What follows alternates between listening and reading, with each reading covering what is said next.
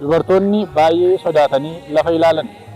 Namoonni sun immoo isa jiraata maaliif warra du'an keessa barbaaddu? Innoo asin jiru ka'eera. Galiilaa osoo jiru waan inni isinitti himee ture yaadadhaa. Wangeela Luqaas boqonnaa 24 lakkoofsa 5 hanga 6.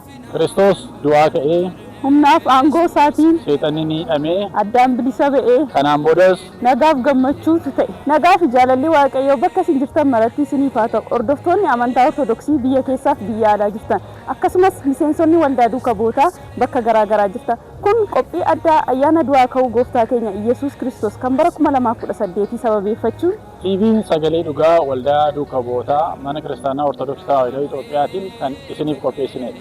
Qophii addaa ayyaana du'aa ka'uu gooftaa keenya Iyesuus Kiristoos kan bara 2018 sababeeffachuun keessummaa ayyaanaa isiniif qabannee dhiyaanneerra. Isinis bakkuma jirtan taa'uudhaan qophii keenya daawwadhaa. Qophiin keenya immoo namoota hundaa bira akka ga'u laayik, sheer, koomentii gochuudhaan hiriyoota keessaniif qoodaa. Marree guyyaa ayyaana waggaa kanaan akkanatti faayyee miidhagsee kan nu bareechee mana uffata aadaa Naafiyaad Diizaayinii. Bakki argama isaa Naafiyaad Diizaayin lakkoofsa tokkoffaan Addisuu Gamayaa gamoo Shaggar Giraand Moolii lakkoofsa 10 lakkoofsi lammaffaa isaa immoo Phaawulos Madaanalamii mana barumsaa Madaanalamii gamoo Gadaa baankiin irra jiru lakkoofsa 140tti argachuu dandeessu. Uffata qulqullina isaa eeggate argachuu yoo barbaadan Naafiyaad Diizaayinii filannoo keessan godhadhaa. Maarree daawwattoota keenya qophii addaa keenyaa kana qofaa keenya miti kan qopheessinee isin biraan ga'aa jiru. Miseensota waldaa duukaa bu'ootaa wiirtuu sabbataa wajjin ta'uudhaan faarfachaa gara mana keessummaa keenyaatti imalaa jira. Isinis nu wajjin imalaa. Gooftaan Yesuus du'amee kabaja mirgaa baatol ba'ee wanjoo garbummaa barbaadeessee baricha ijoollee isaaf labsee. Amishee Magdalaan urgaa gaarii qabattee iddoo waamcha gooftaa obboruudhaan imaltee dhagaan irra hin jiru awwaalli isaas duwwaadha daanga'ee kan hin hafne Iyesuus jiraataadha. Gooftaan Iyesuus du'amee kabaja mirgaa baatol ba'ee wanjoo garbummaa barbaadeessee baricha ijoollee isaaf labsee. Gooftaan Iyesuus du'amee kabaja mirgaa baatol ba'ee wanjoo garbummaa barbaadeessee baricha ijoollee isaaf labsee. Kabajamtoota hordoftoota keenya imala keenya xumurree mana abbaa keenya ergamaa dhiifamaa Qomoos Abbaa Shinoodaa Urgaatti argama. Egaa abbaan keenya mana amantaa Ortodoksii Tawaahidoo Itoophiyaa biyya lallabaa magaalaa Shaggar kutaa magaalaa Sulultaa fi mana abbichuutti hojii gaggeessaa olaanaadha. Akkasumas kutaa magaalaa Furiitti bulchaa Kawaala Dabra Naazireet Yesuusiiti. Qophii keenya guutummaa isaa mana abbaa keenyaatti qopheessine kan isin biraan geenyu ta'a. Amma xumura qophii keenyaatti nu waliin tura.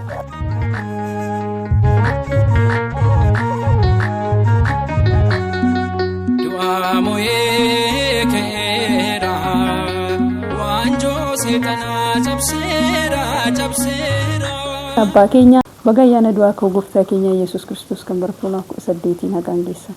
Ameen baga naguma wala waan geenye. Egaan abbaa keenya ergamaan dhiifamaa Qomoos Abbaa Shinoodaa Urgaa eenyu eessatti dhalatanii guddatan? Kan dhaladhee guddadhe godina Baaleeti. Iddoo addaatitti magaalaa Alii jedhamtu keessatti dhaladhee guddadhe. Guddinni kiyya garuu yaa akkuma ijoollee qotee bulaa tokkotti warra ganda qotee bulaa keessa hin argame. Jireenyi keenya bara dheeraadhaan kan ta'e yaa aga elementarii barumsa elementarii xumurutti maatii wajjinan ture. Barumsa kiyyallee hanga kutaa 7 maatii biratti achumattan xumure. Sanaan booda gara high schoolititti kan godina irratti darbinee magaalaa Gobbaatti high school Gobbaa irratti barachaa ture. Jalqaba irraa kaasee Abbaa Shinoodaan qotee bulaa cimaadha. Nama maatii gargaaru. Halkanis guyyaas mana osoo hin ta'in baadiyyaa horii wajjin oolee wajjin bulee qonna irratti fookasdii ta'ee nama jiraataa turedha abbaa Shinoodan. Mee gara tajaajila mana kiristaanaa Ortodoksii Tawaahidoo Itoophiyaatti akkamiin dhuftanii? Bara 1985 irraa eegaleeti tajaajilummaa mana amantaa kan jalqabne. Iddoon ani itti dhaladhee guddadhe yaa'u naannoon Baalee beekamaadha. Manni amantaa iddoo ani jirraa daqiiqaa 40 deemsisa. Mana keenya keessaa mootiyyuu ana olitti hangafni nama tokko kan jiru ani ilma lammaffaadha. Tajaajiluma naannoo san keessa jiruun akkuma carraa ijoollee hiriyoota koo wajjin yeroo mari'annu warra sanbattamaarii kana laalleet ijoolleen guyyaa dilbataa kun maal baratu maal inni barumsi isaanii yaallee dhaqneet malaaluu qabna jennee dhaqne jalqabnatti. Dhaqnee ilaallee yoo dhaqneetiin ilaallu nama 5 taanii dhaqne. Dhaqnee ilaallee gaafa san akka tasaa bataskaana sanarratti bataskaanni baadiyaa keessa jira. Magaalaa irraa daqiiqaa 40 deemsisa. Namni wangeela laloo hin jiru. Gobba haayiskuulii ijoolleen baratan ijoolleen shamarran 2 inaalama addunyaatiif hin beeksisanii warroonni jedhaman tokko isaantu barsiisa wangeela. Wangeela tokko 2 jedhanii Addis Kidaanis kakuu haaras kakuu moofaas isaantu barsiisa. Ani yeroo sanaan akkamitti bakka barannee tajaajiluu qabna kan jedhu natti dhufee ijoollee waliin dhufne isaan hafanii ani torbanitti guyyaa tokko barumsi kan ture hudii qofa kan ture achitti deebinee babbarachaa turre kanuma keessa jidduudhaan immoo barumsa diqqunnaa gibira diqqunnaa isa jedhamu kana Margeetaa Tashooma jedhamu tokko akka tasaa dhufee qacaramee bataskaana sin keessa kophaa isaa achuma oola achuma bula gara biroo iddoo itti deemuu qabu. Kanaaf isuma bira teenyee barumsa jalqabne. Barumsa kan barannu mootiyyuu ani baadiyaa keessan jiraadha iddoo lafa qonnaa iddoo maasan keenya jiru. Ganama barumsan baradha yoo ta'e halkan qotii wajjin marga keessa bulchaa. Gan achi deebi'een ijoolleen daa'imman jiru kan qotiyoota bishaan obaasan barumsa geenan dhufaa sa'a 6:00 mana barumsatii baheen sa'a 7 achi nan gaa 7:00 mootiyyuu qotiyyoo kun xamadee jechuudha. 7:00 xamadee hanga sa'a 2 baatirii moofara irratti ni qonna. Kan qotee bulaan tokko guyyaa qotaa oolu jechuudha. Yoo mootiyyuu barumsi ka sa'aatii ta'e sa'aatii booda yeroo ta'u ganama barii sa'a 12:20 qoo naannoo isaatti xamada. Hanga sa'a 5:00 nan qotaa sanaan booda ani hiikeen gara mana barumsa kootii deema. Mana barumsaati bataskaanaa iddoo qonnaati oolmuchi kiyya. Sadarkaa kanaan itti deemaa osoo dhufnu waa'ee sanbattamaarii kana gaafa jalqabnu guyyaa baadiyaa oolla iddoo qonnaa galgala mootu dadhabbii sanaan daqiiqaa 40 deemnee lammaffaa diqunnaa barannaa jechuudha. Asuma xiqqoo jalqabnee osoo jennu akka tasaa barumsi yaa'u kan elementarii achitti goolabamee gara haayiskuuliitti darbee jechuudha. Haayiskuuliitti yeroo dhufu carraa barumsa ittiin barannu baay'ee arganne. Kanumatti osoo jiru bara 1985 gara 86tti yeroo ceenu irratti barumsa kiyyas dhiisee gadaami gobba san galle Taklaa Hayimaanooti jechuudha. Gadaami Taklaa Hayimaanooti gallee osoo achi jirru maaneejimentiin achi keessatti geggeeffamu yeroo san baay'ee rakkisaa ture. Rakkinni kanaa maalidha? Rakkinni kanaa barumsa inni gadaamicha dhiiseen lammaffaa gara barumsa addunyaatti deebi'e jechuudha. Gara barumsa addunyaatti deebi'ee 8 hanga 11 gobbatti baradhee 12 mootiyyuu gara Booranaa dhufee Adoolaa yookaan Kibra Mangist magaalaa jedhamtutti haayiskuuliitti achitti maatiriikii fudhadhee jechuudha. Maatiriikii achitti fudhadhee yeroo sanatti carraan mootummaan kan baasee yuunivarsiitii galuudhaaf maatisii fi ingiliffi AA ta'uu qabaataa jedha yeroo sanarratti. Kii akka carraa ta'e lamaanuu baabaa dhufe. Zan yuunivarsiitii galuu hin dandeenye jechuudha. Kolleejjii galuu nan danda'a nan aaree nan dhiisee hin galle bakka. Dhiisee hojii carraa hojii gara birootiin hojjechaa dakumarraa ka'uutu yeroo guddaa yeroo baay'ee hojii hin tuffadhu hojii argadhe nan hojjedha. Asa aaree osoo jiru baankii waardiyaadhaan gale. Waardiyaa baankii hojjechaan seentimeerii akkaawuntiingii dippiloomaa fudhadhe. Kanumatti osoo jiru mootu guddinaan baankis guddina argadhe. Maaneejimentii mootiyyuu isoo maddiidhaan itti fufee maaneejimentii immoo digiriidhaan eebbifamee jechuudha. Sadarkaa kanarra dhufnee kan karaa addunyaas karaa sanarra dhufnee achumaan harkifamee mana amantaa keessatti hafee jechuudha. Mana keessaa yookaan immoo maatii keessaa obbolaasa ta'uu abbaa haadha ta'uu namni anaaf fakkeenya ta'eera bu'uura ta'eera bas kana keessatti yookaan tajaajilaa ta'ee akka itti fufuuf jettanii nuuf kaastan yookaan nuuf himtan jira. Hin jiru. Maatiidhaaf fakkeenya kan ta'e mana amantaas kan jalqabe ana. Abbaa keenya achumaan itti dabaluudhaani du'aa ka'uu jechuun yookiin faasikaa jechuun maal jechuudha? Namoota tokko tokkotti kan gaaffii ta'u iccitiin mana amantaa keenyas kan inni barsiisu kan nuuf ibsitanii Waaqayyo ni du'a. Baay'ee galatoomii faasikaa jechuun Ibraayistiidhaani peeska kan jedhu kanuu paas oovar jechuudha.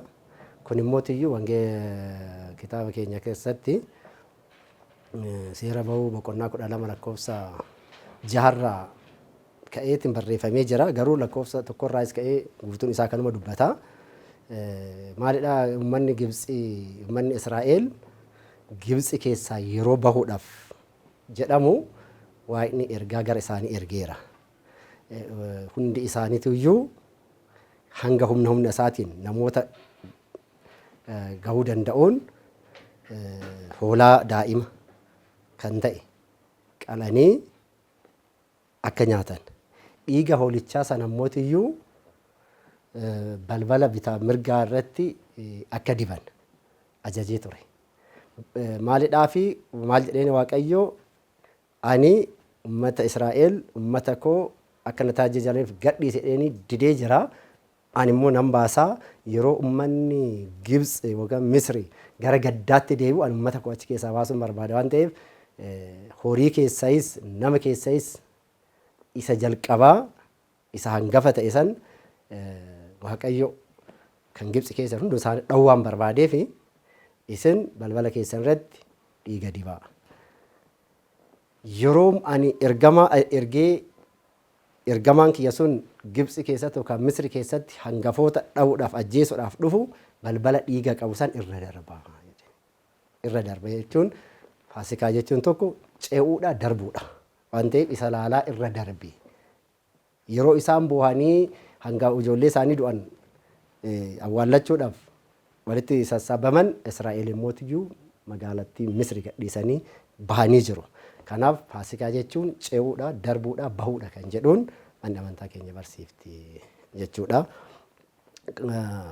Du'aa ka'uu jechuun garuu addatti Kiristoosin ilaallata yoo ta'e gooftaa keenya Iyesuus Kiristoos gara addunyaa kanatti kan dhufe addunyaa cubbuu isheetiin duute fayyisuudhaaf dhufe waan ta'eef guyyaa jimaataa fannoorra oolee sa'a 11tti gara bool'aatti gadi bu'eera. Gaafa guyyaa sadaffaa garuu hidhaanarraa hiikaa balbala naa banaa dhagaanarraa kaasaa osoo hin jedhin humna isaatiin aangoo isaatiin Iyesuus Kiristoos du'a keessaa ka'ee jira. Namoota tokkoof warri amantaa ortodoksii yookaan amantaa kiristaanaa keessa hin jirre Waaqni hin du'u akkamitti du'a kan jedhu gaafii qabu. Gaafiin isaanii kun immoo tiyyuu iccitii waaqaa waa'ee kiristaanaa waa'ee Kiristoos kana yoo hin baratin iccitii kan isaanis ibsuun baay'ee rakkisuu danda'a. Garuu akkamitti du'ee du'aa kan jedhu gaafii osoo hin ta'in gaafii ta'uu kan qabaatu Waaqni akkamitti nama ta'ee foon namaa uffatee dhalate kan jedhu san inni guddaan kan ta'uu danda'u. Maalidhaaf Waaqayyoof wanti hin danda'amne tokkotu hin jiru waan ta'eef. Kanaaf Iyesuus Kiristoos ilma namaati foon namaatu uffatee foon addaam uffatee samiirraa gadi bu'eera. Samiirraa kan gadi bu'e mootiyyuu foon namaa uffateeti. Foon namaa inni uffatee ittiin dhalate sun foon sanaan du'e. Waaqummaa isaatiin jiraata bara baraati. Foon isaatiin garuu foon uffate sanaan du'ee jira. Maalidhaaf kitaaba keenya irratti akkuma barreeffameetiin argannu fooniin du'ee waaqummaa isaatiin garuu jiraata bara baraati jedhamee akkuma barreeffame jiraata bara baraati. Inni foon uffate sanaan du'e waaqummaa isaatiin jira. Gaafa dubaroo Maariyaam gadaamicha isii keessa jiru samiirraa teessoo isaatirraa hin buune. Gaafa boolla keessa jiru samiirraa teessoo isaatirraa hin dhabamne. Waaqni waaqummaa isaatiin waan hunda hojjeta waan ta'eef isaaf as jira achi jira as hin jiru jedhamee hin himamu waan ta'eef Yesuus Kiristoos nama fayyisuudhaaf foon namaa uffatee akka namaatitti dhufee akka namaatitti nyaatee dhugee foon sanaan du'ee jira. Waaqummaa isaatiin garuu jiraata bara baraati waan ta'eef du'aa ka'ee jira jechuudha. Tolee daawwattoota keenya kan isin daawwachaa jirtan TV Sagalee Dhugaatii qophiin immoo qophii addaa ayyaana Faasikaati. Kanatti aansuudhaan immoo faaruu isin afeerraa faaruu kan nu faarfatu obboleessa keenya Daakuu Faarfataa Zakkaariyaasi. Doa ka'umsa kee kana manunufi doa ka'umsa kee kana manunufi gara keenyatti ergi ifa kee yaa gooftaa nuuf ergi ifa kee gara keenyatti ergi ifa kee yaa gooftaa nuuf ergi ifa kee du'aa ka'umsa kee kana manunufi du'aa ka'umsa kee kana manunufi gara keenyatti ergi ifa kee yaa gooftaa nuuf ergi ifa kee gara keenyatti ergi ifa kee yaa gooftaa nuuf ergi ifa kee ትንሣኤከ ለይለ አመነ ትንሣኤከ ለይለ አመነ ብርሃነ ከፈኑ ዲበነ ብርሃነ ከፈኑ ዲበነ ብርሃነ ከፈኑ ዲበነ ብርሃነ ከፈኑ ዲበነ Faaruudhaan booda walitti deemnee jirra. Egaa abbaa keenya Yesuus Kiristoos sanyii Addaamiin fayyisuuf dhalatee du'ee du'aa ka'ee mirga abbaa isaatti ol ba'ee kana manni kiristaanaa keenya hin dubbatti. Garuu immoo namoonni nuti Kiristoos isa fannifame lallabnaa jedhanii naannoo keenya dhageenyu baay'een isaanii Kiristoos erga du'ee du'aa ka'ee mirga abbaa isaa taa'ee mirga abbaa isaa kan jiru nuuf kadhataa nu araarsaa jiru. Dhuguma gooftaan keenya Yesuus Kiristoos erga waaqa jennee amanne nu araarsa nuuf kadhata jennee immoo deebinee lallabuu dandeenya. Baay'ee galatoomii gaafiin kun iddoo baay'ee jira namoonni amma warri shakkitoota keessa jiran gaafii kana yeroo baay'ee kaasu. Kiristoos isa fannoorra olee lallabna jechuun sirriidha. Nutis kan lallabnu Kiristoos isa fannoorra oleedha.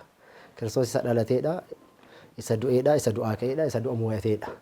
Kiristoosii kana lallabna nutis. Akka amantaa Ortodoksii Tawaahidootitti guyyoota 365 guutuu waa'ee Kiristoos kan lallabamu. Ayyaanni guyyaa kamittiyyuu haa kabajamu, yaadannoon kan qulqullootaati, waaqummaan immoo kan Waaqayyooti. Kan aangoo waaqummaa qabu, kan itti waaqeffannu, kan kabajnu, kan nu fayyise, kan bilisa nu baase, waanjoo gabroo nurraa cabse, bitaa gara mirgaa kan nu deebise, si'oolidhaa gara gannatii nu geesse jennee kan lallabdu manni amantaa Iyyasuus Kiristoosidha. Isaa alattis fayyisaan hin jiru. Kun ifa. Garuu Iyyasuus Kiristoos du'ee erga du'aa ka'ee gara abbaa isaatiitti gara samiitti ol erga bahee booda Iyyasuus Kiristoos har'as nuuf kadhataa jedhanii warri lallaban jiru. Suni lallaba dogongoraati. Maalidha yaadichi kitaaba keenya irratti kan jiru? kitaabolee keenya kakuu haaraa keessattis kakuu moofaa keessattis akkuma barreeffameetiin hundi keenya arginu Iyyasuus Kiristoos kaleessas jira, har'as jira, borus jira. Inni jiraata bara baraati. Garuu yeroo foon uffatee addunyaa kanarra deddeebi'u sana qulqulluu Phaawulos ergaa gara Ibrootatti ergirratti maal jedhee kana yeroo tokko raawwateera jedhe. Kana yeroo tokko raawwatee jira. Kana yeroo tokko raawwate jechuun isaa maal jechuudha? Addunyaa kanarra deddeebi'ee yeroo fannoorra oolu sana abbaa koo waan hojjetan hin beekan waan ta'eef dhiifama godhiifi jedhee miti. Sagaleen inni yeroo san Kiristoos dubbate hanga bara baraatitti jiraata. Jechi sun hanga bara baraatitti itti fufa. Malee Iyyasuus Kiristoos akka yeroo foon uffatee qulqulluu Phaawulos kan akkuma jedhe ofitti nu araarsuudhaaf jedhe. Ofitti nu araarsuudhaaf. Araaru waa'ee araarummaatu hojjetaati kan jiru. Waa'ee araarummaa hojjetaa ture san keessatti mootiyyuu Wangeela Yohaannis boqonnaa 10 lakkoofsa 30 irratti anii fi abbaan tokko jedhee miti. Anii fi abbaan tokko jedhee ko. Boqonnaa 14 irratti gaafa dhaqxee ilaaltu mootiyyuu ana kan arge abbaa koo arge jedhe. Zan tokkummaa isaaniiti kan achirratti agarsiisu. Akka yeroo lafarra deddeebi'ee fooniin deddeebi'ee yaa abbaa koo dhiifama godhi jedheef sanatti har'a fuuldura isaa dhaabbatee kan kadhatu miti. Sagaleen inni yeroo addunyaarra jiru foon uffatee addunyaarra deddeebi'aa ture sun inni dubbate sun hanga bara baraatitti jiraata. Malee Iyyasuus Kiristoos Wangeela Yohaannis boqonnaa 1 lakkoofsa 1 irratti gaafa ko deebii hunda isaatiif ta'u nu deebiseera. Jalqaba sagaleetu ture jedhee miti. Inni immoo abbaa bira ture jedhee miti. Inni sun immoo deebi'ee waaquma jedhee miti. Waaqni waaqa erga ta'ee isuma isaan erga ta'ee 14 irratti gadi siqee lakkoofsa 14 irratti gadi siqee maal jedhee mootiyyuu foon uffatee jedhe. Inni foon uffatee sun addunyaa kanarratti yeroo deddeebi'ee barsiisu, yeroo deddeebi'ee fayyina kennu wanti inni hojjetaa ture sun bara baraan waan daanga'u miti. Sagaleen inni yeroo tokko dubbate hanga dhuma addunyaatti itti fufa. Malee har'a fuuldura Waaqayyoo dhaabbatee akka hin kadhanne inni waaqa. Kabaja durii sanarratti isa foonummaa sanaan addunyaa kana dhiisee maal jedhe Wangeela Maatiyos boqonnaa 28 irratti gaafa fannoorra oolee Iyyasuus Kiristoos mataa isaa isa sa'aatii dhumaa sa'a 9 sanarratti mataa isaa gara mirgaatitti deebiseet hundi isaatu xumuramee deemti. Hundi isaatu xumuramee. Araarsuudhaafis waanjoo gabrummaa cabsuudhaafis waan fooniin uffatanii addunyaa kanarratti hojjetan hunda isaatu xumurameera. Kanaaf qulqulluun Phaawulos Kiristoosiin foon uffatee dhufuu isaatiin yoo beeknes har'a akkasitti hin beeknu jedhee miti. Har'a akkasitti hin beeknu. Har'a akkamitti beekna? Waaqummaa isaatiin beekna. Kanaaf kadhannaan isaaf hin himamus eenyumaafis hin kadhatu. Inni kanaan booda inni dubbate sun hanga bara baraatti itti fufaa jechuudha. Asirratti waan gaaffii kana keessaa osoo hin bahin waa'ee du'aa ka'uu gooftaa keenya Yesuus Kiristoos manni kiristaanaa Ortodoksiin kan isheen kabajju sooma guddaa yookaan immoo abii soomii jettee manni kiristaanaa keenya waamtu xumura isaa irratti. Namoonni tokko immoo soomiin hin barbaachisu garuu faasikaan kabajnaa du'aa ka'umsa gooftaa keenya Yesuus Kiristoosiin kabajnaa jiru. Akkamittiin wanti kun macaafa qulqulluu wajjin walitti hin bu'u? Macaafa qulqulluu wajjin osoo hin ta'in namaan walitti bu'a. Macaafni qulqulluun kan Waaqayyooti. Waaqa osoo hin ta'in namaan walitti bu'a yaadni kun.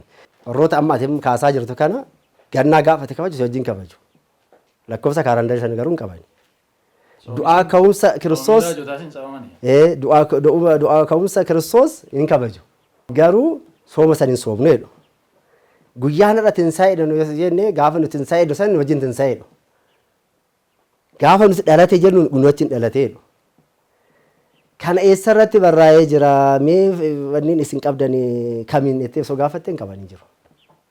Kitaaba kakuu haaraa keessas haa ta'u kakuu moofaa keessas haa ta'u isa kam keessatti iyyuu Kiristoos du'aa ka'umsa guyyaan 55 sun har'a. Fakkeenyaaf guyyaa 55 kan soomamu kana keessatti inni jalqaba sooma Erqaal jedhama. Inni dhumaan immoo dhukkubbii Kiristoos kan itti yaaddatamu. Waa'ee dhukkubbii isaas hin beekanii, waa'ee seensa abbootiis hin beekanii, Garuu Ortodoksiin har'a Kiristoos du'aa ka'e waan jedhaniif jennee qofaaf isaanis Kiristoos du'aa ka'eedha. Kaalandariin qabanii jechuudha. Sooma raajotaan sooman garuu Kiristoos dhalateedha.